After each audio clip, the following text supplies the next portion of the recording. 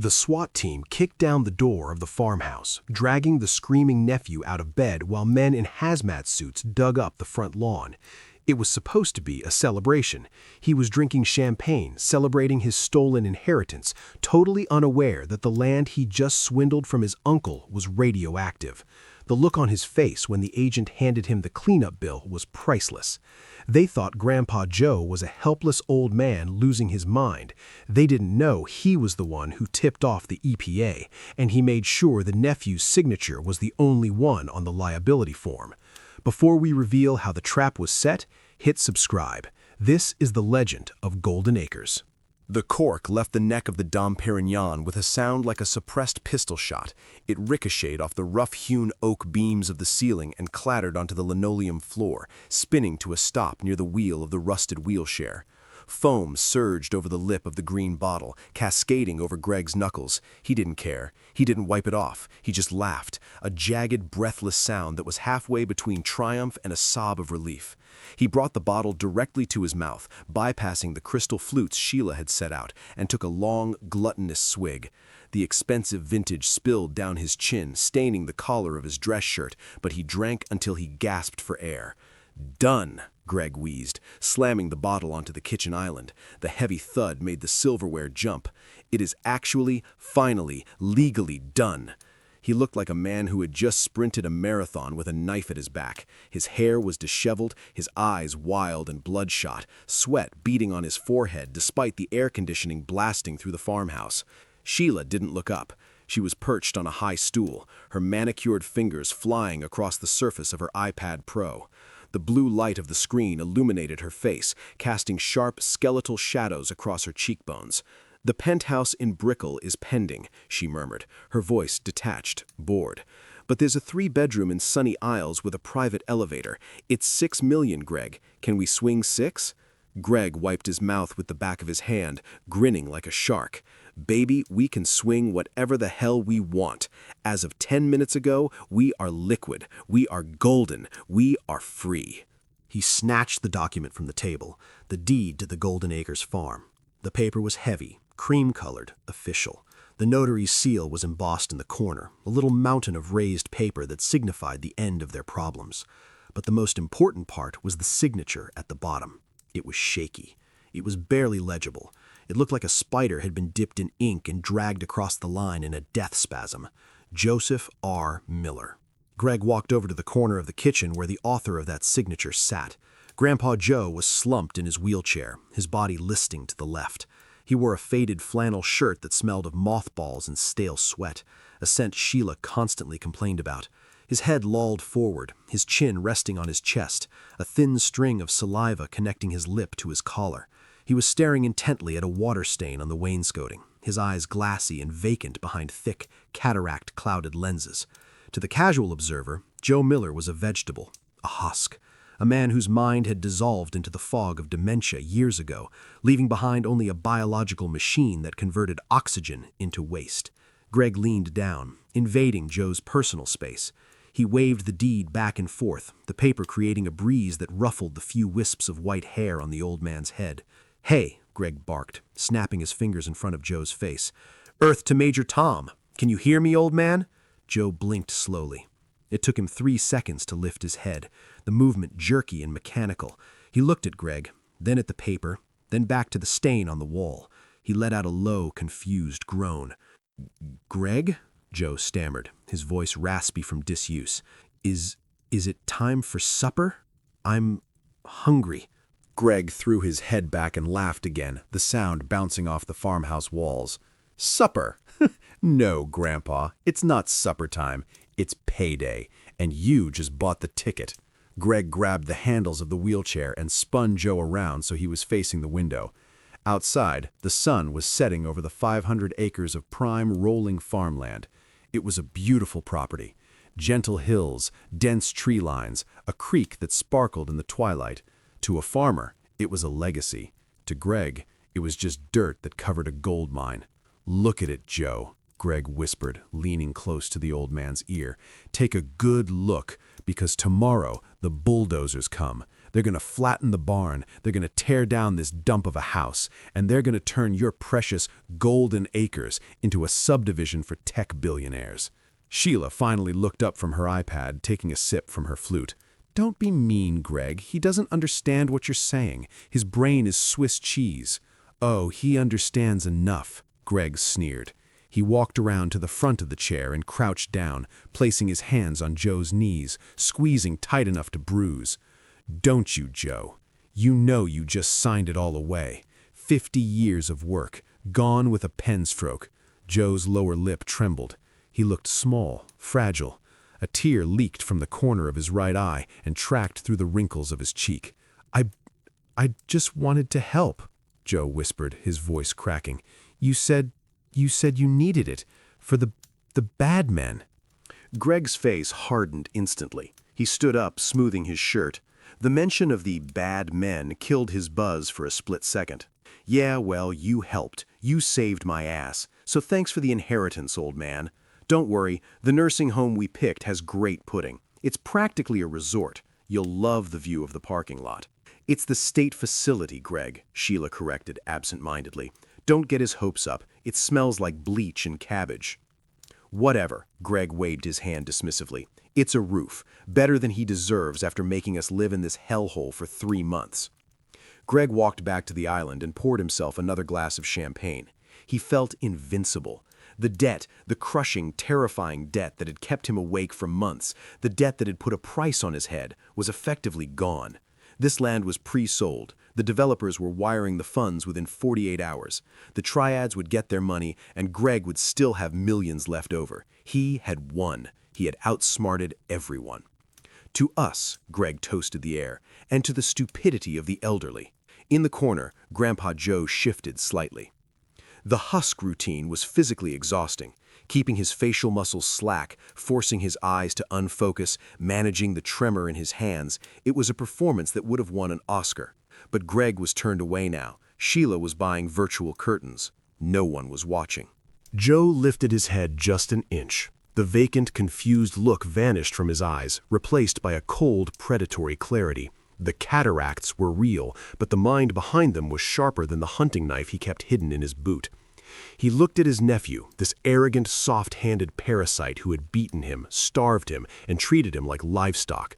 He looked at the deeds sitting on the counter, the ink glistening under the kitchen lights. Greg thought that paper was a shield. He thought it was a winning lottery ticket.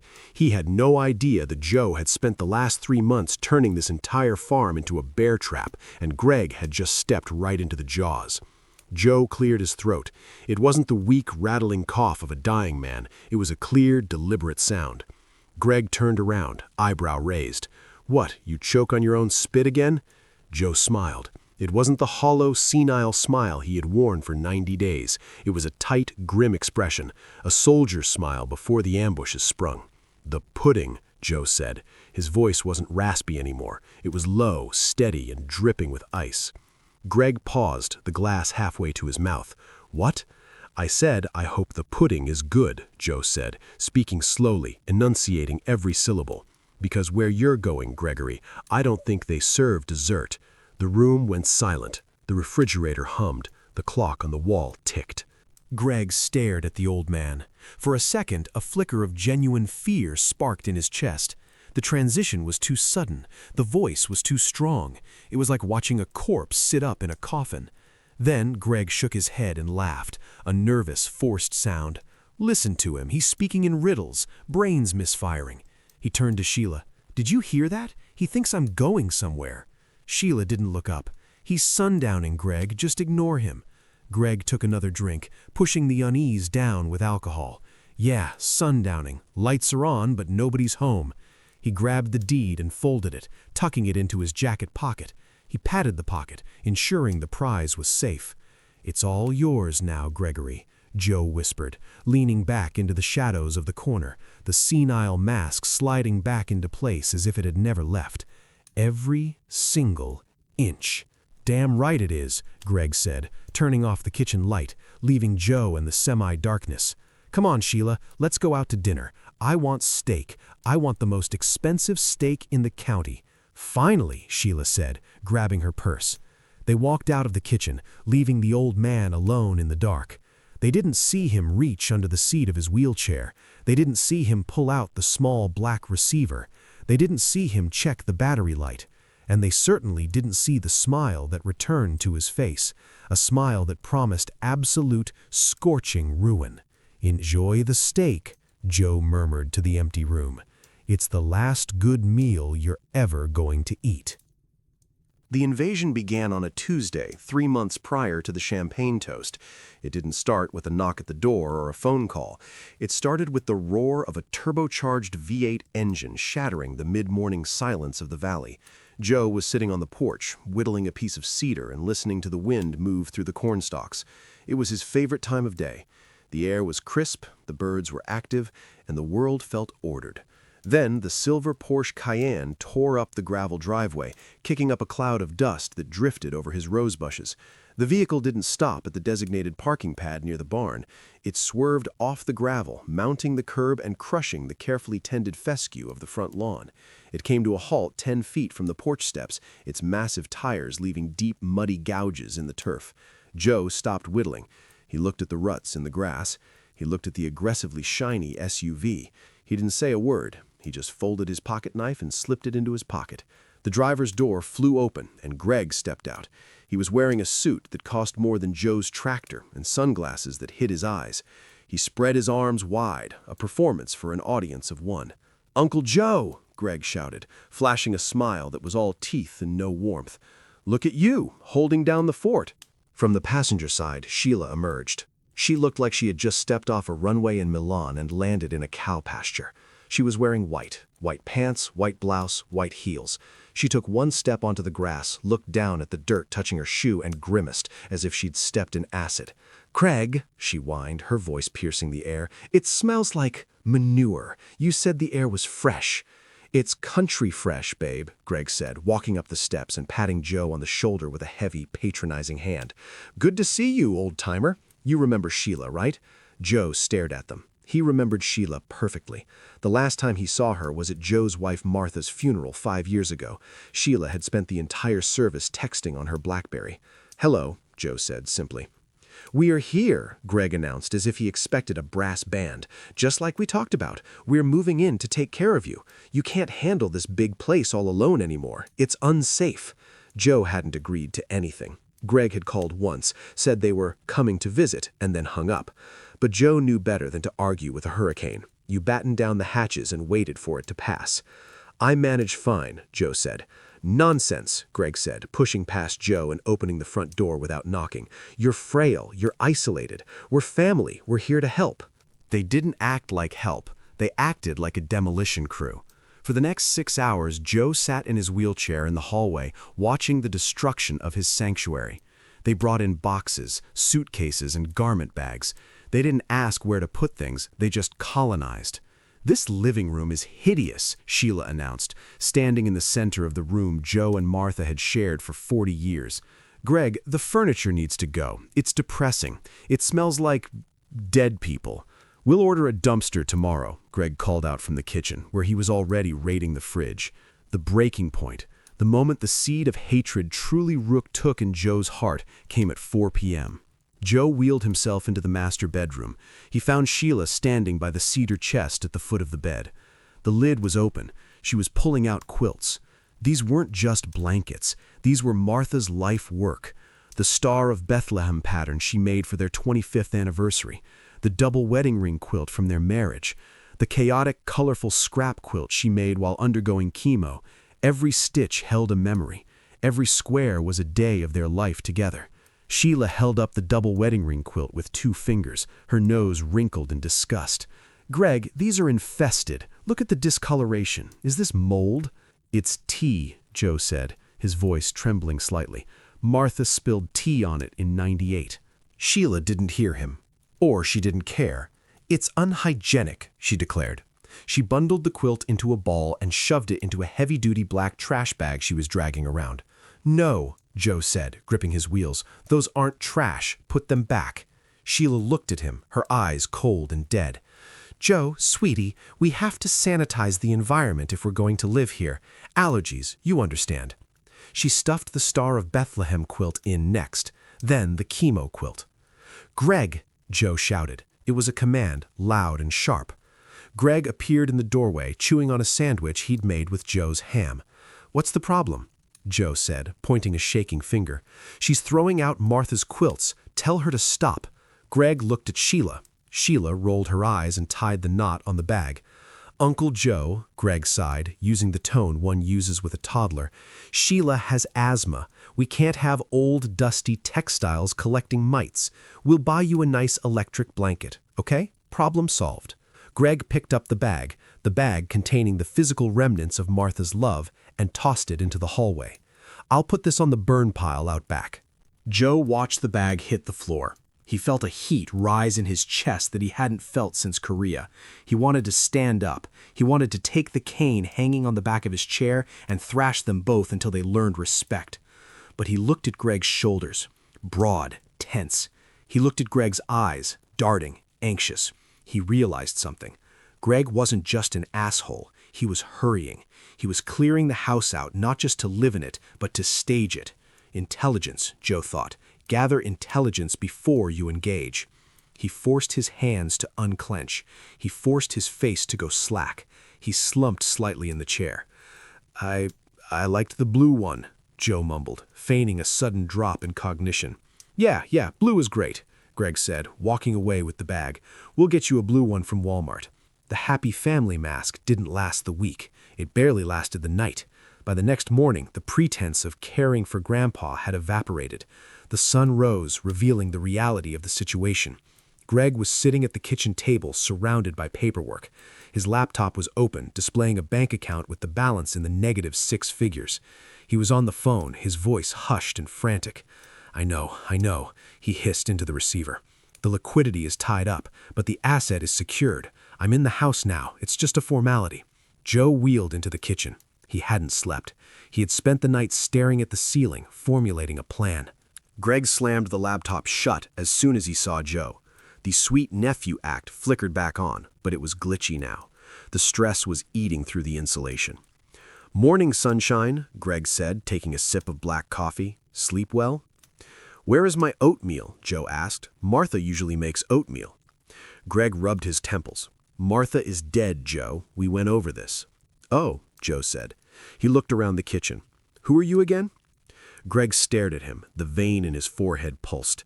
He stood up slowly and walked over to Joe. He placed a single sheet of paper on the table. It was a power of attorney form. "Cut the crap, Joe," Greg said, his voice dropping an octave. "I don't have time for the memory lane tour today. I have investors breathing down my neck." He tapped the paper. "I need you to sign this. It gives me control over the finances and the property management, just so Sheila and I can pay the bills for you. Make sure the lights stay on." Joe looked at the paper. It was a sweeping power of attorney. It would give Greg the right to sell the farm, drain the savings, and dump Joe in a state ward within the hour. Joe looked up at Greg. He decided to test the enemy's defenses. "I don't sign things without Mr. Henderson," Joe said. Mr. Henderson was his lawyer, who had died 10 years ago. "Henderson is gone, Joe," Greg snapped. "I'm handling it now. Sign the paper." "I don't think I should," Joe said, his voice taking on a stubborn, childish whine. "I want to speak to your father. Where is Robert? Robert would never let you shout at me." The mention of his father, Joe's older brother, a man who had worked hard and despised Greg's laziness, hit a nerve. Greg's face turned a violent shade of red. He slammed his hand down on the table, rattling the coffee cup. "My father is dead," Greg screamed. "Everyone is dead, you old bat. It's just us, and I am the one keeping this roof over your head." "I want Robert," Joe repeated, staring blankly at Greg's chin. "Robert, are you in the barn?" Greg snapped. He lunged forward, grabbing the lapels of Joe's flannel shirt. He hauled the old man forward, lifting him halfway out of the wheelchair. "Listen to me," Greg shouted, spit flying into Joe's face. "I am in charge here. You exist because I allow it. You will sign this paper, or I will make your life so miserable you will wish you had died with Martha." He shoved Joe back, hard. Joe slammed into the back of the wheelchair. The chair skidded backward across the linoleum, hitting the cabinets with a loud crash. A ceramic bowl fell off the counter and shattered on the floor next to Joe's wheel. Joe sat there, breathing heavily, clutching his chest. He looked at the shattered pottery. Then he looked at Greg. Greg stood there, chest heaving. For a second, he looked shocked at his own violence. Then the justification washed over his face. He straightened his tie. "You made me do that," Greg said coldly. "Stop acting like a dementia patient and sign the damn paper. You have 24 hours to get your head straight. If that paper isn't signed by tomorrow, things are going to change around here, drastically." Greg stormed out of the kitchen, kicking a shard of pottery as he went.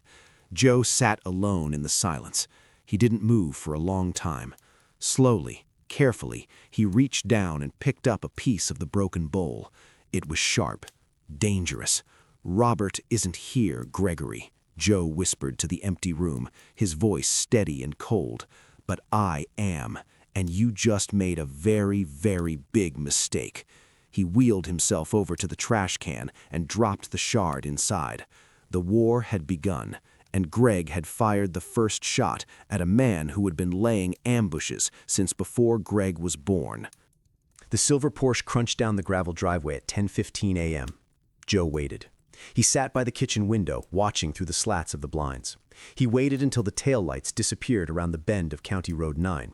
He waited another full minute to ensure they hadn't forgotten a phone or a wallet. Only when the silence of the countryside returned did Joe Miller drop the mask. The slack jaw tightened, the slumped posture straightened. He wheeled himself backwards, pivoting with a precision that would have stunned his nephew, and rolled rapidly toward the utility closet in the mudroom. "Clock's ticking," he muttered to himself.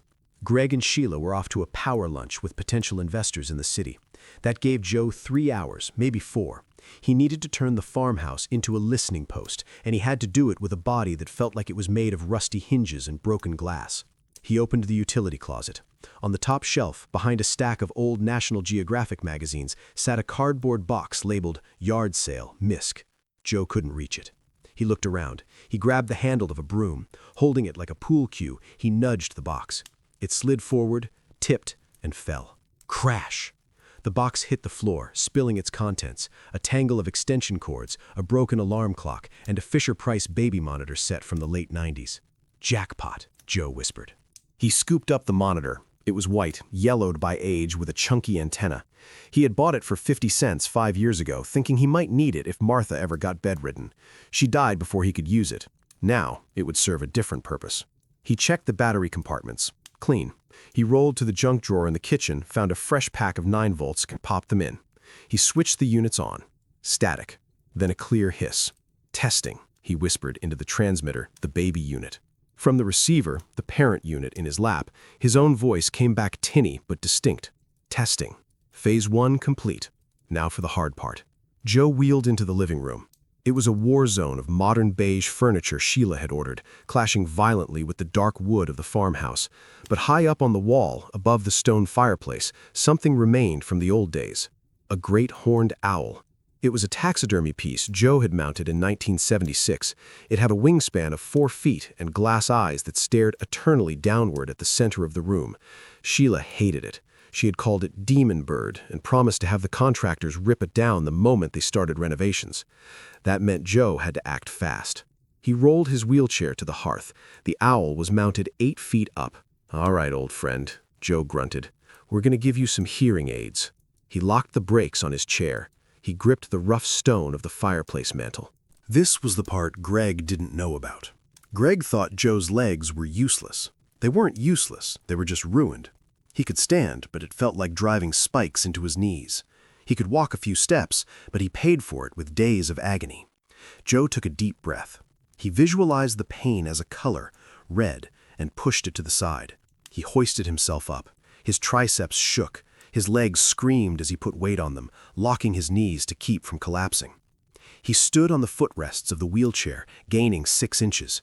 He clawed at the stone, pulling himself higher. He reached up with his cane, hooking the handle around the driftwood base of the owl mount. Easy, easy. He tugged. The mount slid off the nail. Joe dropped the cane and caught the owl with both hands as it fell. The weight of it nearly knocked him backward. He collapsed back into his wheelchair, the stuffed bird in his lap, his chest heaving, sweat stinging his eyes. "Gotcha," he wheezed. He wheeled to the kitchen table and laid the bird out like a patient on an operating table. He took his pocket knife, a case trapper he'd carried since Vietnam, and turned the bird over. The back was covered in old felt.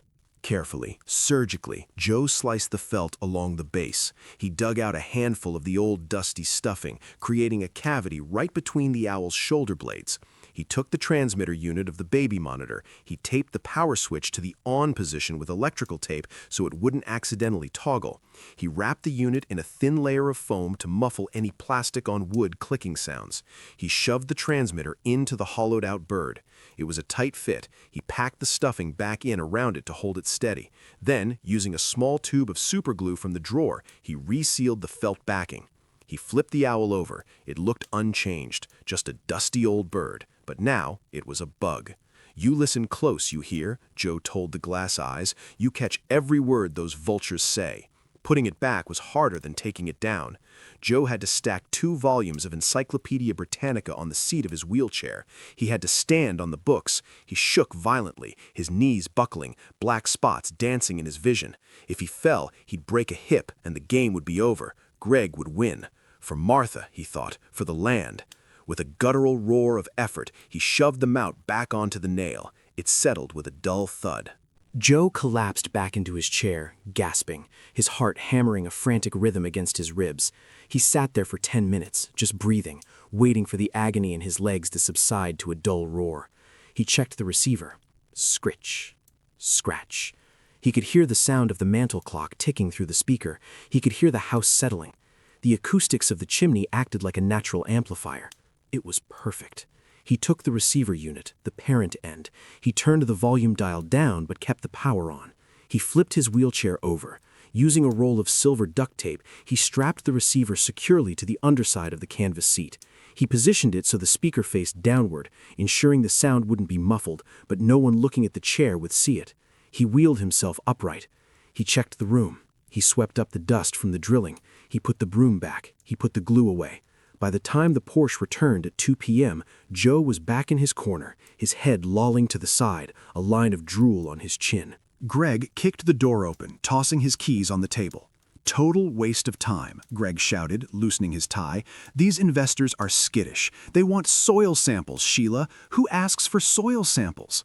"Just falsify them, Greg," Sheila's voice drifted in from the hallway. Joe felt the vibration of their voices through the seat of his pants. He reached down discreetly and adjusted the volume knob hidden under his thigh. Through the receiver, clear as a bell, he heard Greg sigh. "I might have to. If Liu doesn't get his money by Friday, soil samples are going to be the least of my problems." Joe's eyes narrowed behind his thick glasses. Liu, Friday, money. The owl was awake, and the hunt was on.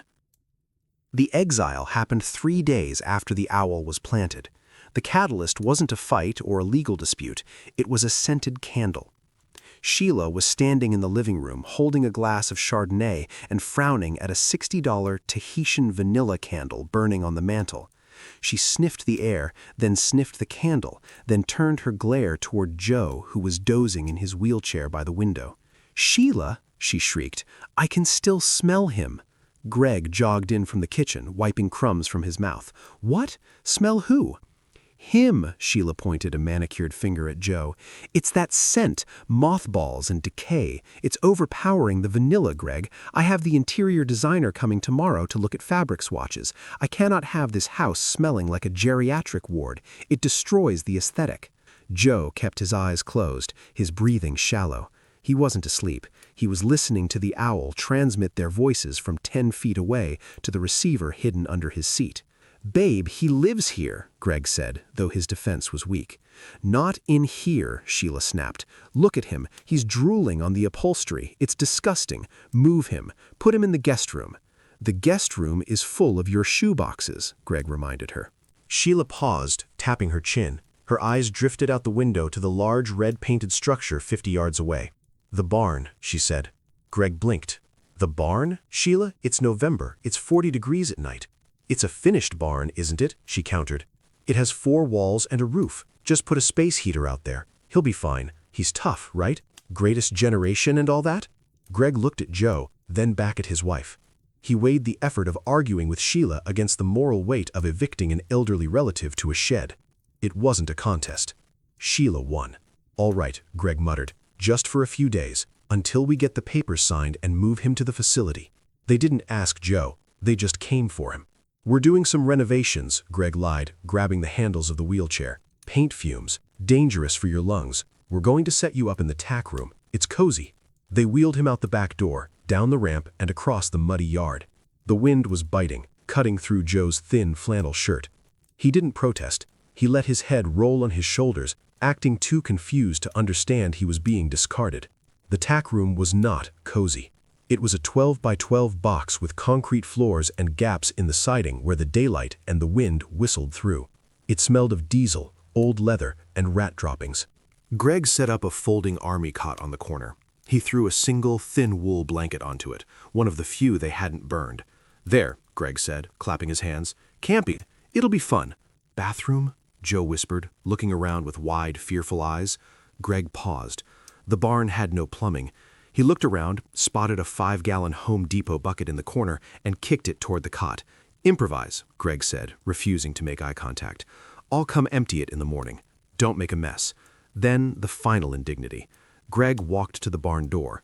I have to lock this from the outside, Joe. The wind blows it open otherwise. Don't worry, I'll be back with dinner. The heavy wooden door slid shut. The latch fell, the padlock clicked. Joe was alone in the semi-darkness. The cold settled in immediately. It seeped up through the concrete and into his bones. He wrapped the thin wool blanket around his shoulders, but it did little to stop the shivering. But the cold was nothing compared to the hunger. Greg returned at 6 p.m. He didn't bring a hot meal. He didn't bring a tray. He slid a plate through a gap in the stall door. Sorry, busy night. Sheila ordered sushi. Didn't think you'd like raw fish. On the plate was a can of baked beans. Cold. Opened, but with the sharp lid still attached. No spoon. Greg, Joe called out, pitching his voice to sound frail and terrified. It's dark. I'm cold, Gregory. Please. Stop whining. Greg's voice came from the other side of the door. It builds character. Sleep tight. Footsteps receded. Joe sat on the cot. He looked at the beans. He looked at the bucket. He reached into his pocket and pulled out his pocket knife. He used the blade to scoop the cold beans into his mouth. He ate methodically. He needed the calories. The furnace needed fuel. When the beans were gone, he realized he was thirsty. They hadn't left water. Joe wheeled himself to the far wall of the tack room. He knew this barn better than the back of his hand. He knew that in 1992 he had run a water line to the utility sink in the main bay. The tack room door was locked from the outside, but the interior partition wall didn't go all the way to the ceiling. There was a 2-foot gap at the top for ventilation. Joe stood up. The pain in his legs was a screaming fire, aggravated by the cold. He ignored it. He climbed onto the wheelchair arms, then hauled himself up the wooden slats of the wall. He peered over into the main bay. He couldn't climb over, not at his age, but he didn't need to. He saw the garden hose coiled by the sink. He reached through the gap with his cane, hooked the hose and pulled it up and over the wall. He turned the nozzle. A trickle of freezing, rubber-tasting water came out. He drank greedily. He let the hose hang there. It was his lifeline. For 2 days, this was his life. The bucket, the cold beans, the hose, the shivering. When Greg came in the mornings to check on him, Joe made sure to look broken. He huddled in the corner, wrapped in the dirty blanket, shaking violently. He let the tears flow freely. Please, Joe wept on the second morning, grabbing Greg's pant leg with a trembling hand. I'll sign whatever you want. Just let me inside. It hurts, Gregory. My bones hurt. Greg looked down at him. He smiled. It was a smile of pure, unadulterated power. See, Greg said, mostly to himself, I told Sheila, pressure makes diamonds, or in this case, ink. Tomorrow, Greg said, kicking Joe's hand away. The notary comes tomorrow. You sign, you get a hot shower. You don't sign, well, winter is coming, old man. Greg left, whistling. As soon as the lock clicked, Joe stopped shivering. He wiped the tears from his face with a sleeve that was stiff with grime. He reached under his wheelchair seat and adjusted the volume on the receiver. The little red light blinked in the darkness. He wasn't broken. He was hardening. Like iron in a forge, the cold wasn't destroying him, it was tempering him. He looked at the dirt floor in the corner of the tractor shed, visible through the slats of the tack room. He knew what was buried there. "Tomorrow," Joe whispered, his breath pluming in the freezing air. "You're right, Gregory. Tomorrow changes everything." He took a sip from the garden hose and settled in to wait. The predator was patient. The prey was celebrating. The trap was set. Night fell over the valley like a heavy wool blanket, but it brought no warmth. Inside the barn, the temperature plummeted. The water in the bucket Joe used for a toilet had begun to skim over with ice. Joe didn't sleep. He sat huddled on the cot, buried beneath a pile of moldy hay he had scraped together from the floor for insulation. He looked like a scarecrow discarded after the harvest, but his hand was steady as he held the baby monitor receiver to his ear. For hours there had been nothing but the ambient sounds of the house, the hum of the refrigerator, the distant drone of the television, the occasional clink of a glass. Then, at 11:43 p.m., the static spiked. Crackle. Slam. A door slammed in the living room, then footsteps, fast, pacing, heavy. Greg's voice burst through the tiny speaker, distorted but unmistakable. He wasn't speaking to Sheila, he was screaming into a phone, his voice pitching up into a register of sheer terror that Joe had never heard before. "No, no, please, Mr. Liu, you have to listen to me." Joe pressed the speaker harder against his ear, ignoring the cold that numbed his fingers. "I know what I said," Greg yelled. There was a pause, filled with the sound of Greg hyperventilating. "I know the deadline, but the old man, he's difficult. He's losing his mind. I have to finesse it." Joe's eyes narrowed in the dark. "Mr. Liu, that wasn't a bank. That wasn't a mortgage lender. You didn't beg a bank officer at midnight. 2 million, Greg whined, his voice cracking. "I have the wire transfer ready to go the second the ink is dry. The developers are lined up. They've already surveyed the land, Mr. Liu. The luxury condos, the blueprints are done. It's a guaranteed return." Joe let out a low, cold breath. Pre-sold. The idiot had sold the farm before he even owned it. He had taken money, dirty money, on a promise he couldn't keep. There was a long silence on the receiver. Whoever was on the other end was speaking. Joe couldn't hear the words, but he could hear the effect they had on Greg. Through the monitor, Joe heard a glass shatter. Greg had dropped something. "Please," Greg sobbed. The arrogance was gone. The bravado was ash. Don't send the enforcer. I don't need motivation. I'll get it. Friday. Yes, Friday at 5 p.m. I swear on my life." Another pause. A darker one. "My skin?" Greg whispered, the words barely audible through the static. "Yes, I understand. I like my skin where it is. Friday, 5 p.m. The deed will be in your hand." The call ended. Joe heard the phone clutter onto the table. He heard Greg retching, followed by the sound of dry heaving. Joe lowered the receiver. He sat back against the rough wood of the stall, the hay rustling around him. The puzzle pieces slammed together.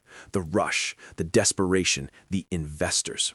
Greg wasn't just greedy, he was a dead man walking. He had borrowed $2 million from the Triads, or a similar loan shark outfit fronted by this Mr. Liu, to leverage a deal he hadn't closed yet. If Joe didn't sign by Friday, Greg wouldn't just go bankrupt, he would be dismantled. Joe looked at the moonlight filtering through the cracks in the barn roof. A grim, satisfied smile stretched across his face. He had thought he was fighting a war of attrition. He thought he had to hold out for months, but now he knew the enemy's supply line was cut. Greg was operating on a ticking clock. Friday. Today was Wednesday. Greg had 48 hours before the wolves came to eat him. "Panic," Joe whispered to the empty barn, rubbing his thumb over the blade of his pocket knife. "Panic is a useful tool, and you, Gregory, are about to panic yourself right into a grave." Joe turned off the receiver to save the battery. He didn't need to hear anymore. He knew exactly what Greg would do next. Desperate men did desperate things. Greg would try to use fear to force the signature. But Greg didn't know that fear was Joe's old friend. They had bunked together in the trenches of Korea.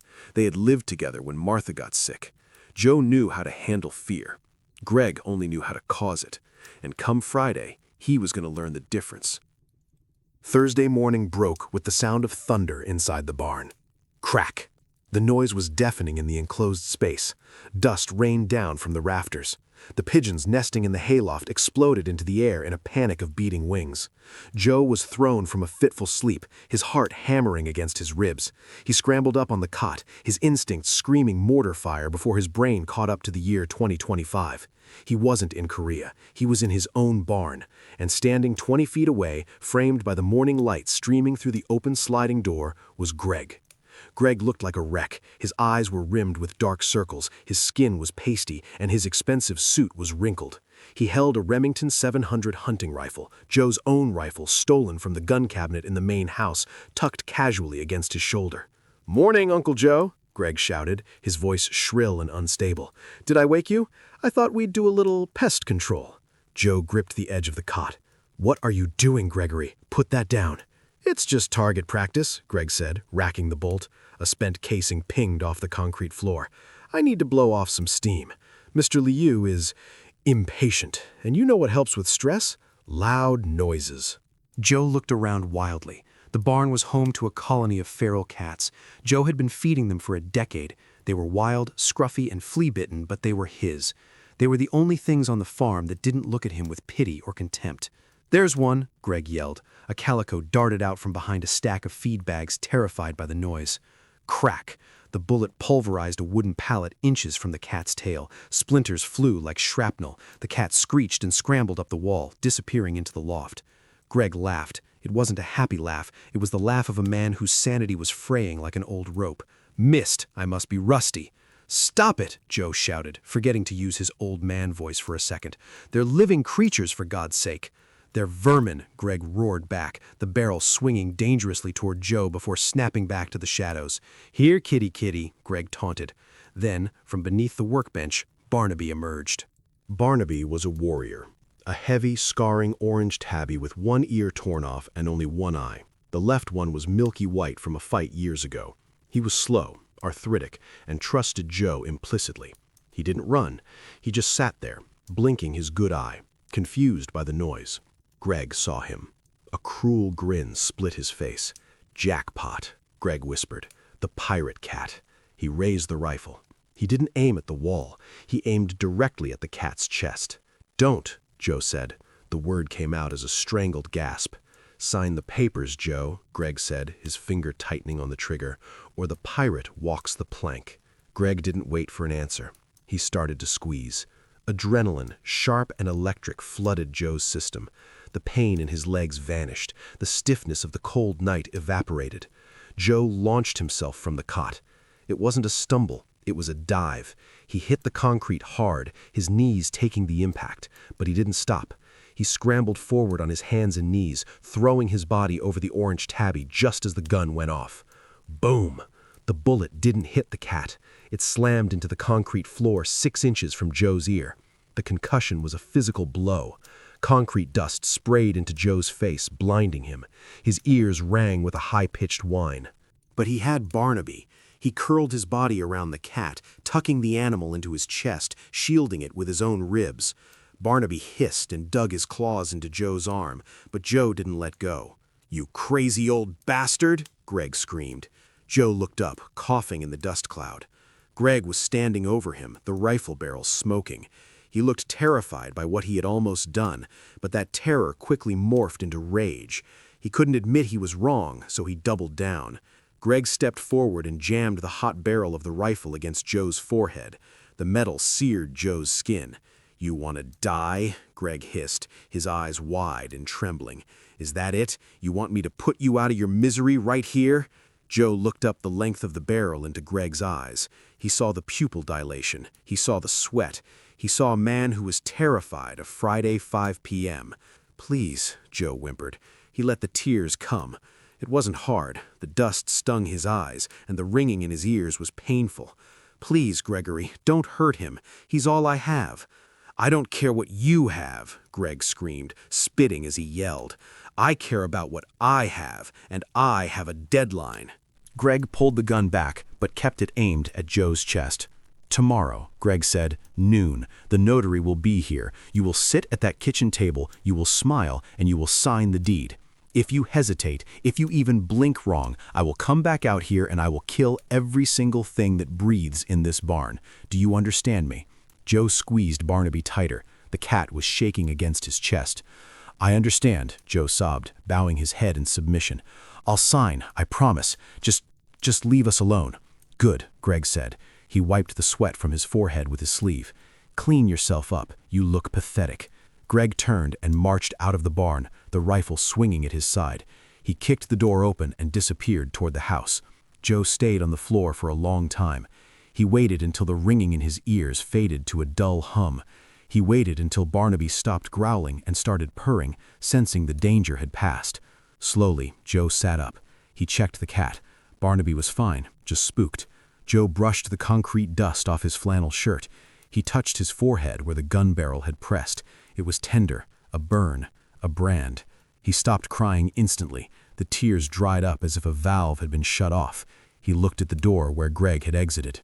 Up until this moment, Joe had planned to ruin Greg. He had planned to strip him of his money, his pride, and his freedom. He had planned to give him a hard lesson in respect. But Greg had brought a gun into the sanctuary. Greg had threatened an innocent animal to cover his own gambling debts. Greg had tried to execute a friend. The equation had changed. This wasn't about justice anymore. Justice was for civilized men. This was about hygiene. It was about removing a disease. Joe's face went slack, devoid of all emotion. His eyes behind the dirty glasses were black pits. "You missed," Joe whispered to the empty doorway. He stood up. He didn't use the cot for support. He stood up straight, ignoring the screaming nerves in his legs. "You should have pulled the trigger, Gregory," Joe said, his voice dropping to a gravelly growl, "because you just gave me permission to do things that God won't forgive." He picked up Barnaby and placed him gently on the hay bales in the loft, out of reach. "Stay high, little one," Joe told the cat. "Tomorrow, the rats get exterminated." Joe turned and limped toward the back of the barn, toward the tractor shed. He had digging to do, and he didn't need a shovel. He needed the metal box. The switch had been flipped. Total annihilation was now the only acceptable outcome. At 2 a.m., the farmhouse was a tomb. The only sound was the wind rattling the loose siding of the barn and the rhythmic snoring of Greg, which drifted from the open window of the master bedroom. Joe didn't need the baby monitor to know where they were. He knew Greg had consumed half a bottle of scotch after the target practice incident to calm his nerves. He knew Sheila had taken a sleeping pill to knock herself out. They were comatose. Joe sat up on his cot. He didn't groan, he didn't stretch. He simply slid his legs over the side, placed his feet on the freezing concrete, and stood up. He moved to the corner of the tack room where the old horse blankets were piled. He pushed them aside, revealing a small gap in the rotted floorboards, just enough to squeeze through if you were a rat or if you had a crowbar. He didn't go through the floor. He retrieved the crowbar he had hidden there weeks ago. He moved to the barn door. It was padlocked from the outside, a minor inconvenience for a man who had built the barn. Joe walked to the rear of the tack room. There was a secondary door, a muck-out hatch, used for shoveling manure into the compost pit. It had been nailed shut in the 90s. Joe wedged the crowbar under the latch. He didn't jerk it, that would make noise. He applied slow, steady leverage. The rusted nails groaned, a sound like a dying violin, but the wood gave way. With a soft pop, the hatch swung open. The night air rushed in, smelling of wet earth and impending snow. Joe slipped out. He was a shadow moving through shadows. He didn't use a flashlight. He knew every divot in the yard, every root of the ancient oak trees. He skirted the edge of the property, keeping the bulk of the barn between him and the house, moving toward the tractor shed. The tractor shed was an open-faced structure filled with rusting implements, a harrow, a plow, and the carcass of a 1950s Ford tractor that hadn't run in 30 years. Joe walked to the tractor. He knelt in the oil-stained dirt beneath the engine block. "Hello, old girl," he whispered to the machine. He brushed away the top layer of loose soil, revealing wooden planks. These weren't part of the shed's original floor. Joe had installed them himself one rainy night 40 years ago. He used the hooked end of the crowbar to pry up the center plank. It lifted with a heavy suction sound.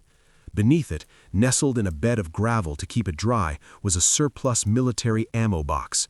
It was painted olive drab, but the paint was bubbling with rust. Joe hauled it out. It was heavy.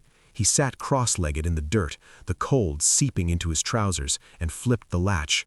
The lids sprang open. Inside, wrapped in oilcloth, were two things. The first was a brick of cash, $50,000 in non-sequential 20s and hundreds. It was the hush money he had never spent, the blood money. He had kept it for emergencies, or perhaps as evidence. He hadn't decided until tonight. He shoved the cash into the deep pockets of his flannel jacket. That was his exit fee. The second item was a document, a large, folded map. Joe unfolded it carefully. The paper was brittle, yellowed parchment. It was a topographical survey of the Golden Acres farm, dated August 1984. But it wasn't a normal survey. The southeast quadrant of the farm, the beautiful rolling meadow near the creek, the exact spot where Greg's luxury condos were slated to be built, was circled in thick red ink. Inside the red circle, stamped in block letters, were the words, Hazard Zone, Class 1 Industrial Waste, 500 drums. Joe traced the red line with a calloused finger. In 1984, ChemCorp had a problem. They had thousands of gallons of toxic sludge and nowhere to put it. They found a struggling farmer with a sick wife and a mountain of medical bills. They offered Joe a suitcase of cash to look the other way while they buried the drums in the night. Joe had taken the money. It paid for Martha's first round of treatments, but the guilt had eaten him alive. A year later, Joe had anonymously reported the dump to the state. But this was the 80s. Paperwork got lost, files got misplaced, often with the help of bribes, and the investigation went dormant. The EPA had a record of a potential site, but they needed a trigger to reopen the case. They needed a current owner to assume liability. Joe looked at the map. Strict liability, he murmured. He knew the law. The Comprehensive Environmental Response, Compensation, and Liability Act, CERCLA. It didn't matter if Greg didn't dump the waste. It didn't matter if Greg didn't know about the waste. If Greg signed that deed, he bought the land and the pollution. He became the potentially responsible party. If Joe swapped the deed for a fake one, Greg would be safe. Greg would just be a fraudster who didn't own the land. But if Joe let him sign the real deed, Greg would own the land, he would own the debt, and most importantly, he would own the 500 drums of leaking carcinogens beneath the meadow. Joe smiled. It was a terrifying expression in the pale moonlight. I'm not swapping anything, Gregory. You want the inheritance? You get the whole thing. The gold and the curse. He folded the map and tucked it into his inside pocket, right next to his heart. This wasn't just a map. It was the trigger for the nuclear option. He closed the ammo box and buried it again. He smoothed the dirt. He replaced the oil stains with a splash from a nearby can. He made his way back to the barn. Inside the tack room, he didn't go back to sleep. He had work to do. He pulled a plastic travel carrier from beneath the workbench. He lined it with the softest part of the wool blanket. He placed a small bag of dry cat food inside. "Ready to travel, Barnaby?" he asked the loft. The cat blinked down at him. Then Joe went to the bucket of water. He used a rag to scrub his face. He slicked back his thinning white hair. He buttoned his shirt to the collar. He brushed the hay from his trousers. He practiced his posture. He slumped. He let his mouth hang open slightly. He practiced the vacant stare. He had to be perfect. The notary public arriving at noon was the final piece of the puzzle. The notary was the witness who would certify that Greg, and Greg alone, was the legal owner of Golden Acres. Joe sat in his wheelchair, the map burning against his chest, the cash weighing down his pockets. He watched the crack in the wall turn from black to gray to gold as the sun rose on Friday morning. "Signing day," Joe whispered. "Let's give 'em a show." Friday arrived with a leaden sky and a humidity that made the air feel like wet wool. Inside the farmhouse kitchen, the atmosphere was pressurized enough to crush a submarine. The clock on the wall read 12:15 p.m. Greg was pacing a trench into the linoleum, checking his Rolex every 30 seconds. "Where is he?" Greg hissed, wiping a sheen of sweat from his upper lip. "He said noon. If we miss the wire window—" "He's parking, Greg. Relax," Sheila said. She was sitting at the island, looking calm, though her foot was tapping a frantic rhythm against the stool leg. "You're going to give yourself a stroke before you spend a dime." A car door slammed outside. Greg practically sprinted to the front door. He returned a moment later with a short, balding man carrying a leather satchel. This was Mr. Corman, a notary public who didn't ask questions as long as the appearance fee was paid in cash. He smelled of stale cigarettes and cheap cologne. "Let's make this quick," Corman said, dumping his bag on the table. "I have a closing across town at 2. "Quick is good," Greg said. He turned to the back door. "I'll get the signatory." Greg marched out to the barn. He returned 2 minutes later, pushing Joe's wheelchair. Joe looked like the definition of defeat. He was slumped over, his chin resting on his chest. His hands were shaking violently in his lap. He had rubbed a little dirt on his cheek to enhance the effect of the confused neglect. "Here he is," Greg announced, parking the wheelchair at the head of the table. "Uncle Joe, say hello to Mr. Corman." Joe blinked slowly behind his thick glasses. He looked at Corman, then at the refrigerator, then at his own hands. Is he the doctor?" Joe stammered, his voice trembling. "I don't want any more shots." Corman looked at Greg, raising an eyebrow. "Is he competent? He needs to be of sound mind to sign a deed transfer." Greg let out a sharp, nervous laugh. "He's fine, just a little tired. He knows exactly what he's doing. Don't you, Joe?" Greg squeezed Joe's shoulder. It wasn't a comforting squeeze, it was the grip of a vice. It was a physical reminder of the rifle barrel from the day before.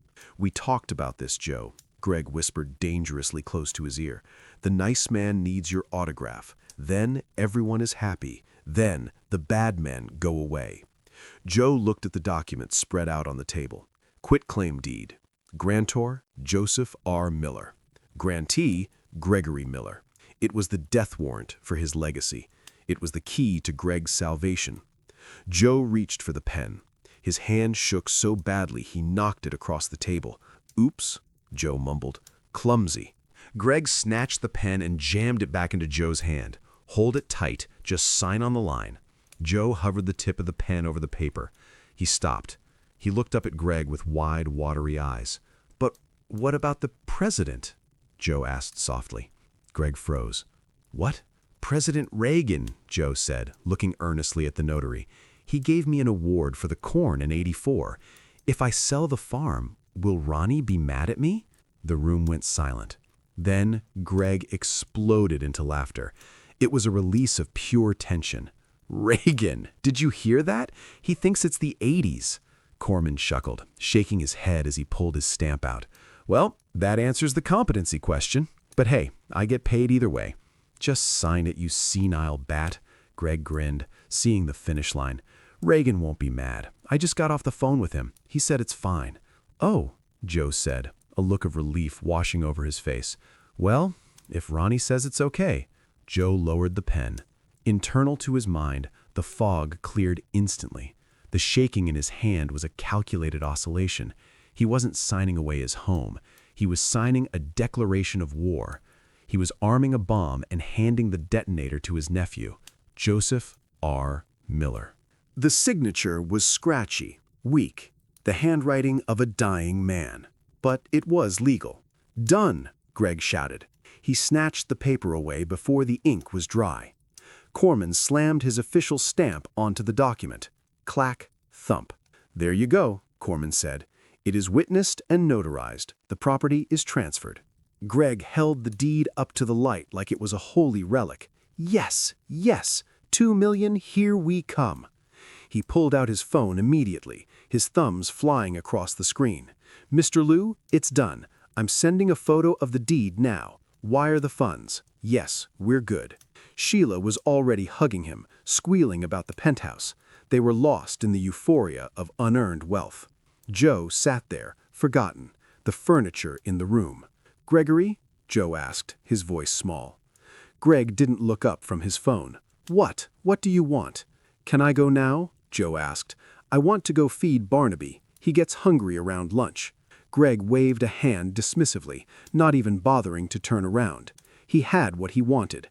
The old man was no longer a lever. He was just trash to be taken out later. Yeah, get out of here," Greg laughed. "Go feed your rat. Go die in the barn for all I care. We own it now. We own it all." "Thank you, Gregory," Joe said. He unlocked his wheelchair brakes. He backed away from the table. He rolled out of the kitchen, down the hall, and out the back door.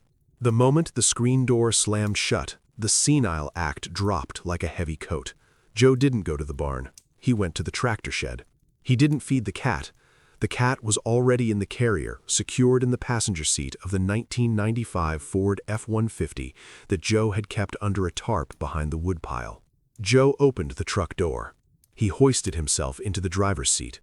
It hurt, but it was a good hurt, the pain of action. He put the key in the ignition. It turned over with a roar and a puff of blue smoke. Joe looked back at the house one last time. He could see Greg and Sheila dancing in the kitchen window. "You own it all right," Joe muttered, shifting the truck into gear.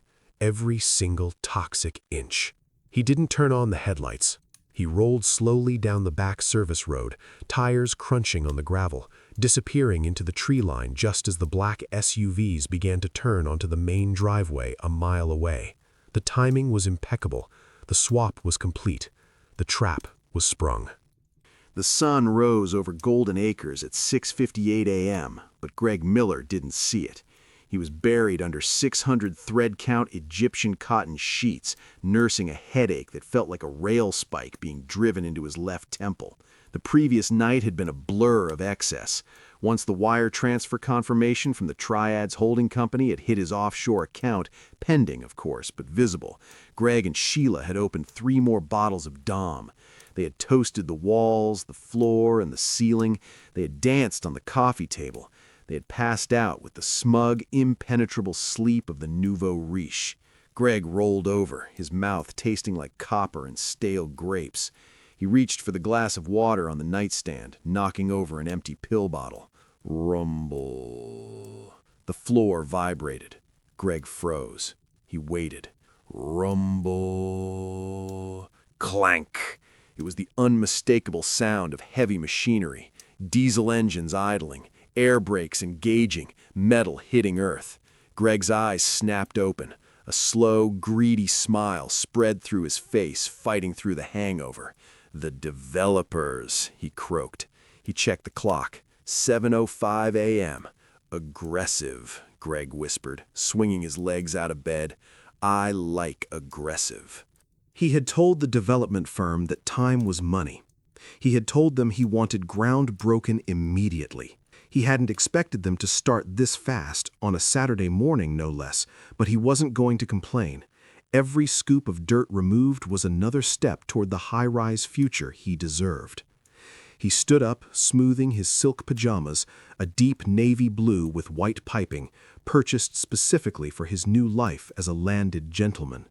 He walked to the window, ready to survey his kingdom. "Wake up, babe," Greg called out to the lump under the duvet. "The bulldozers are here. They're tearing down the barn first." Sheila groaned. "Too loud. Buy them off." Greg chuckled. "Watch this." He grabbed the cords of the heavy velvet curtains and yanked them open with a flourish. "Behold the—" The sentence died in his throat. Greg blinked. He rubbed his eyes and looked again. There were trucks in the driveway, yes, but they weren't the yellow Caterpillars or John Deeres of a construction crew. They were black. Ominous, matte black government SUVs with tinted windows and government plates. Flanking them were 3 massive white box trucks. They looked like moving vans, but they had strange, terrifying markings on the side. Red diamonds, yellow triangles. Biohazard, corrosive, toxic. Greg leaned closer to the glass, his breath fogging the pain. Men were swarming the lawn. They weren't wearing hard hats and neon vests. They were wearing full-body white Tyvek suits. They wore thick rubber gloves taped at the wrists. They wore full-face respirators that made them look like insectoid aliens. They were carrying Geiger counters. They were carrying long metal probes. They were stabbing red flags into the immaculate front lawn that Sheila had just paid a landscaper to trim. "What the?" Greg whispered. One of the black SUVs had U.S. government stenciled on the door. Below that, the seal of the EPA, Environmental Protection Agency. "Sheila," Greg said, his voice trembling. "Sheila, get up, now." "What is it?" Sheila sat up, rubbing her eyes. It's the feds. Or hazmat? I don't know." Down below, a man in a black windbreaker, no suit, just a badge on a lanyard, stepped out of the lead SUV. He held a megaphone. He didn't look at the house, he looked at the team of men in moon suits who were currently surrounding the tractor shed. The man raised the megaphone. "Perimeter secure. Hot zone established. Class 1 protocol in effect." The voice boomed off the farmhouse siding, rattling the windows. Greg backed away from the window. Hot zone? What the hell is a hot zone? Suddenly, the man with the megaphone turned toward the house. He pointed a gloved hand at the front door. He signaled to a team of 4 men standing by the porch.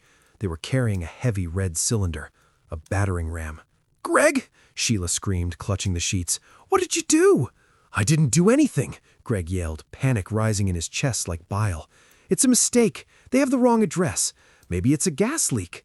He ran out of the bedroom and onto the landing. He looked down the stairs at the heavy oak front door, the door he had locked securely the night before to keep the riffraff out. He started to descend the stairs, intending to open the door and give these bureaucrats a piece of his mind. He was Gregory Miller. He was a millionaire. He was the owner of Golden Acres. He made it to the 3rd step. Boom! The front door didn't just open, it exploded.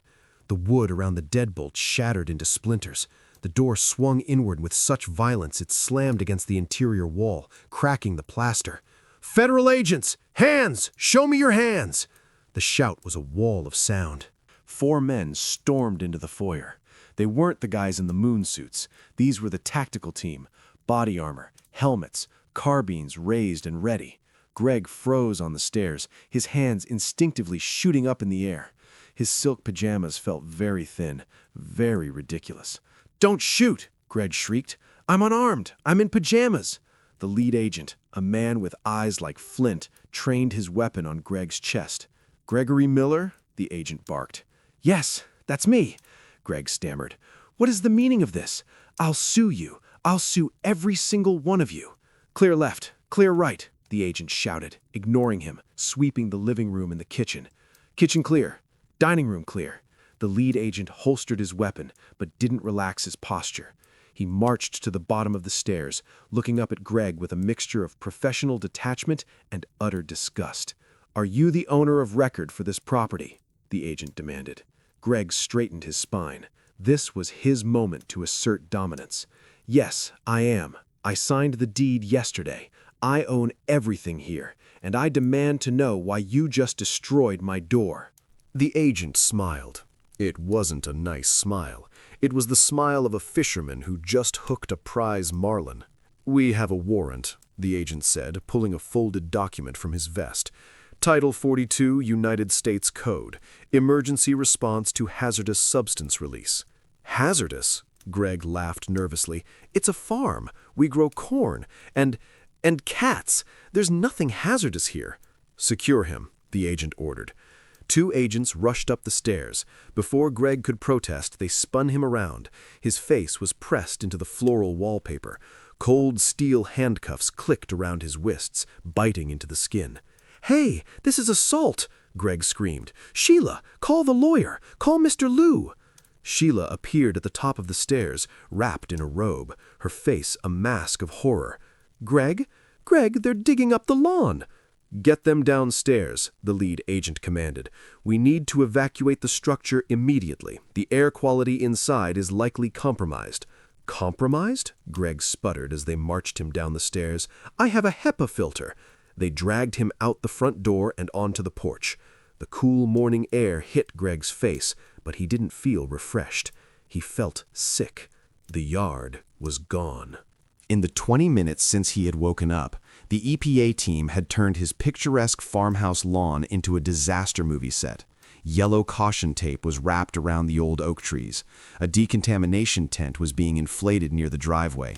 And over by the tractor shed, Greg stopped fighting against the agents. He stared. A small excavator, the heavy machinery he had heard, was digging. It had already torn up the floor of the shed. A man in a full level A hazmat suit, the heavy balloon-type suit with the self-contained air supply, was standing in the hole. He was hoisting something up. It was a metal drum, rusted, corroded, and leaking a thick neon green sludge that steamed when it hit the cold morning air. The agent pushed Greg toward a waiting squad car, but Greg dug his heels in. "What is that?" Greg whispered. "That's not mine." According to the county clerk, you took possession of this land at 12:05 p.m. yesterday, the agent said, checking his watch, which means as of 12:05 p.m. yesterday, that drum and the 499 others our ground-penetrating radar just found are yours. 500? Greg felt the blood drain from his face. His knees buckled. The agents had to hold him up. We received a credible tip regarding a massive, unreported industrial waste dump on the premises, the agent said. The tipster included a very detailed map. The preliminary tests show benzene, PCBs, and heavy metals. You're sitting on a chemical bomb, Mr. Miller. Greg stared at the leaking drum. He thought about the investors. He thought about the luxury condos. He thought about the triads. "Where is Joe?" Greg whispered. "Where is the old man?" "The house was empty except for you and the female," the agent said. "We did a thermal scan, no other occupants." Greg looked around the chaotic scene, the black SUVs, the flashing lights, the hazmat team. He realized then that the silence of the last 3 months hadn't been dementia. It had been camouflage. He knew, Greg wheezed. The old bastard knew. "Mr. Miller, you have the right to remain silent," the agent began, reciting the Miranda rights as he shoved Greg's head down to guide him into the back of the cruiser. Greg didn't remain silent. He started to scream. But he wasn't screaming for a lawyer. He was screaming because he saw a black sedan parked way down the road, just outside the police perimeter. A sedan with tinted windows. The triads were watching, and Greg had just bought a Superfund site with their money. Greg sat on a cold metal folding chair inside the orange decontamination tent the EPA had erected on the front lawn. The air inside smelled of bleach and ozone. His silk pajamas were covered in soot from the raid, and his wrists were chafed raw by the handcuffs. He was no longer shivering from the cold. He was shivering from a terror that went deeper than his marrow. Across the flimsy plastic table sat the lead agent, whose badge identified him as Special Agent Reynolds. Reynolds had removed his helmet, revealing a buzz cut and a face that looked like it had been carved out of granite. He didn't look like a cop. He looked like an auditor for the apocalypse. Reynolds held a thick manila folder in his hand. He didn't speak. He just stared at Greg for a full minute, letting the silence stretch until it was almost deafening. Thwack! Reynolds slammed the file onto the table. The sound made Greg jump. "You have the right to remain silent," Reynolds said, his voice monotone. "But if I were you, I'd start talking about how much you knew." "I told you," Greg screamed, his voice hysterical. "I didn't know anything. I've been here 3 months. That sludge up there, that's ancient. Look at the rust on the drums." Reynolds opened the file. He pulled out a black and white photo from a surveillance stakeout dated 1984. It showed a flatbed truck entering the Golden Acres property at night. "Let's take a history lesson," Reynolds said, sliding the photo toward Greg. 1984. A company called ChemCorp had a problem. They had 500 drums of Class 1 industrial solvent, mostly benzene and trichlor, that they didn't want to pay to dispose of properly. So they found a struggling farmer, a guy with a sick wife and mounting hospital bills. They offered him 50 grand in cash, a lot of money in the 80s, to look the other way while they buried it in the south pasture. Greg stared at the photo. "Joe," he whispered. "That dirty old crook. He took the money." "He did," Reynolds agreed. "But here's the kicker. 6 months later, we received an anonymous package. It contained the serial numbers of the drums, the chemical manifesto, and a hand-drawn map of the burial site." Reynolds tapped the map, the same map Joe had dug up from the tractor shed. "We opened a file," Reynolds continued. "Case 84 Alpha. But ChemCorp went bankrupt the next week. The investigation stalled. The file went dormant. It became a potential Superfund site, pending further evidence or a change in ownership." Greg felt a cold knot form in his stomach. "Change in ownership?" "The law is very specific, Mr. Miller," Reynolds said, leaning forward. "It's called the Comprehensive Environmental Response, Compensation, and Liability Act.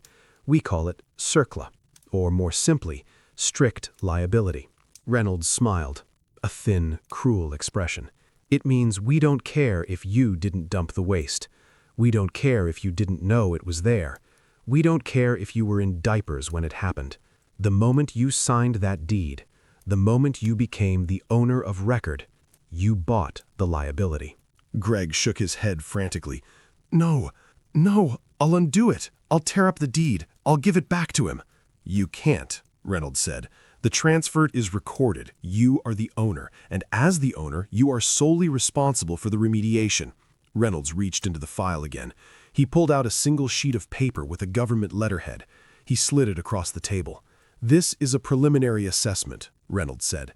Based on the volume of 500 drums and the leakage rate into the groundwater table, we have to excavate down 30 feet. We have to treat the soil. We have to pump and filter the aquifer for the next 10 years. Greg looked at the number at the bottom of the page. It was bolded. Estimated remediation cost, $12,400,000 and 0 cents. Greg's vision blurred. The world tilted on its axis. 12 million? Greg choked out. Give or take, Reynolds said casually, plus the daily fines for environmental negligence, which start at $50,000 a day, effective this morning. I don't have $12 million, Greg whispered. I have a deal. I have developers. They're paying me $2 million. Reynolds laughed. It was a dry, barking sound. Mr. Miller, this land is a toxic waste dump. You can't build condos on it. You can't grow corn on it. You can't even park a car on it without a permit. The land value is 0.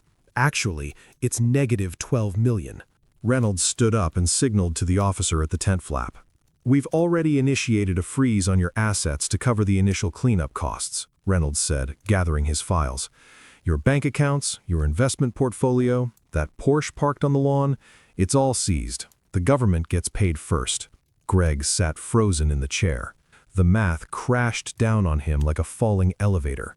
He owed the triads $2 million. He was supposed to pay them today, but the government had just frozen his money. He had no land, he had no cash, he had no way out.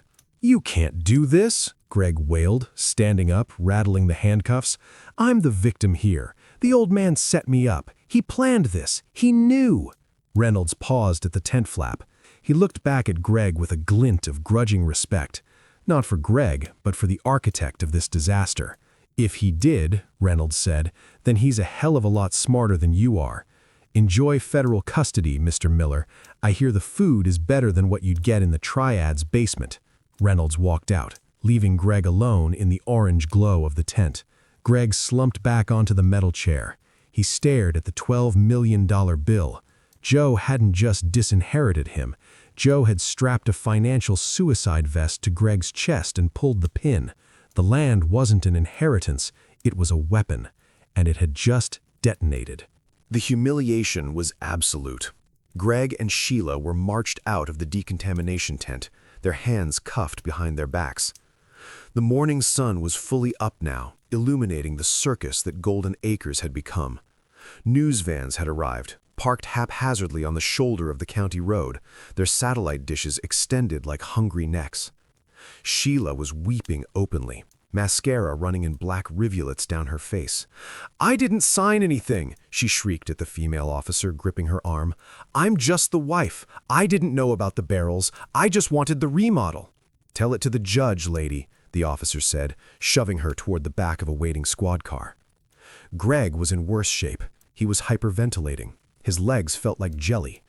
Agent Reynolds walked beside him, reading from a new sheet of paper. In addition to the CERCLA violations, Reynolds said, his voice carrying over the noise of the excavators, the district attorney has authorized charges for wire fraud and securities fraud. Greg's head snapped up. Fraud? You accepted a down payment of $2 million from the Golden Horizon Development Group yesterday. You sold them land you knew, or should have known, was a toxic hazard. You represented it as prime residential. That's a felony, Mr. Miller, a big one. I didn't know, Greg sobbed. I was set up. Save your breath, Reynolds said. You're looking at 20 years, minimum. 20 years. The number echoed in Greg's skull. He saw his life disintegrating. The penthouse, the cars, the status. It was all gone, replaced by a concrete cell and a metal toilet. He began to struggle. He dug his heels into the gravel.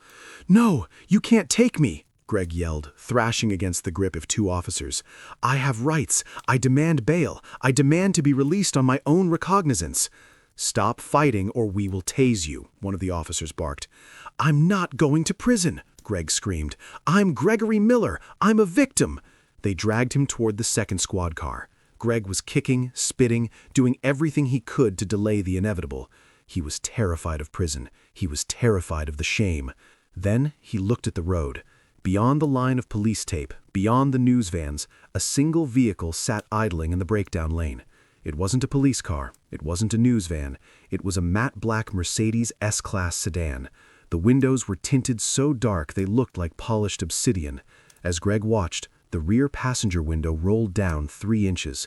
A face appeared. It wasn't Mr. Liu. It was the enforcer, a man Greg had met only once, in the back room of a dim mahjong parlor in the city. The man had a spiderweb tattoo climbing up his neck and eyes that looked like shark glass. The enforcer looked at Greg. He didn't smile. He didn't frown. He simply raised his hand and tapped his wrist, pointing to his watch. Tick, tock. It was Friday. The deadline was 5 p.m. Greg's brain did the math in a split second. His assets were frozen. He couldn't pay the $2 million. He couldn't even pay the interest. If the police released him, if he made bail, he would walk out of the precinct and into the trunk of that Mercedes. And what the triads did to people who stole $2 million made federal prison look like a spa day. They wouldn't just kill him, they would take him apart, piece by piece, while keeping him awake to watch. The realization hit Greg like a bucket of ice water. The police weren't his captors, they were his bodyguards. Greg stopped kicking. He stopped screaming about his rights. His face went from red to a terrifying shade of pale white. "Wait," Greg whispered. He looked at the officer holding his left arm. He looked at the officer holding his right. He looked at the back seat of the police cruiser, a cage with a hard plastic seat and wire mesh on the windows. It looked beautiful. It looked like a fortress. "Get me in," Greg hissed. "What?" the officer asked, confused by the sudden change in demeanor. "Get me in the car," Greg screamed, lunging toward the open door. "Arrest me. Take me away. Drive. Drive fast." He threw himself into the back seat, curling into a ball, trying to make himself as small a target as possible. "Lock the door," Greg shrieked through the wire mesh, his eyes wide and fixed on the black Mercedes. "Don't let me out. Whatever you do, don't let me make bail. I'm a flight risk. I'm a danger to society. Keep me inside." Outside, Reynolds and the officers exchanged confused glances. They had seen perps cry, fight, and run. They had never seen a man beg to be incarcerated with this much enthusiasm. "You heard the man," Reynolds shrugged. "Book him." The officer slammed the door shut. Thunk. Greg let out a long, shuddering breath. He was safe. He was going to jail for 20 years, and he had never been happier. As the cruiser pulled away, lights flashing, Greg turned his head to watch the black Mercedes through the rear window. The window of the sedan rolled up. The car didn't follow. It simply turned around and drove slowly away. Greg slumped against the plastic seat, a hysterical giggle bubbling up in his throat. "I won," he whispered, tears streaming down his face. "I'm going to prison. I won." But deep down, as the farmhouse disappeared from view, Greg knew the truth. He hadn't won anything. He had just traded a quick death for a long, slow rot. And somewhere out there, an old man in a wheelchair was laughing. 5 miles south of the Golden Acres property line, the chaos of the raid was just a silent plume of dust in the rearview mirror. The 1995 Ford F-150 wasn't pretty. The wheel wells were rusted, the suspension squeaked like a tortured mouse over every pothole, and the paint was a faded, peeling blue. But the engine, a 5.0-liter V8 that Joe had rebuilt with his own hands 10 years ago, purred with a steady, rhythmic heartbeat. It was a machine built to last, driven by a man built to survive. Joe Miller rolled down the driver's side window. The cold November wind rushed in, stripping away the lingering scent of the farmhouse, the smell of Sheila's vanilla candles and Greg's desperation. It replaced it with the smell of pine, asphalt, and freedom. Joe reached into his breast pocket. He didn't pull out a deed. He didn't pull out a pill bottle. He pulled out a frantic, half-crushed Arturo Fuente cigar he'd been saving since the Bush administration. He bit the end off and spat it out the window. He pushed in the truck's cigarette lighter, waited for the pop, and held the glowing coil to the tobacco. Puff, puff, exhale. A thick cloud of blue-gray smoke filled the cab. Joe took a deep drag, letting the nicotine settle his nerves. The tremor in his hands was gone. The stoop in his shoulders had vanished. He drove with one hand on the wheel, his elbow resting on the open window frame, looking 20 years younger than the senile vegetable he had played for the last 90 days. He looked over at the passenger seat. Barnaby, the one-eyed warrior, was curled up in the open travel carrier. The vibration of the truck had lulled him into a deep sleep. His scarred orange flank rose and fell in a peaceful rhythm. Next to the cat sat the metal ammo box. It was open just a crack, revealing the edges of the wrapped bundles of cash. $50,000. It wasn't millions. It wasn't the fortune Greg had tried to steal. It wouldn't buy a penthouse in Miami or a seat at the high table. But it would buy a small cabin near the coast. It would buy fishing gear. It would buy high-grade cat food. And most importantly, it bought the one thing Greg and Sheila had never understood the value of: peace. Joe looked in the rearview mirror one last time. The farmhouse was gone, hidden behind the rolling hills in the tree line.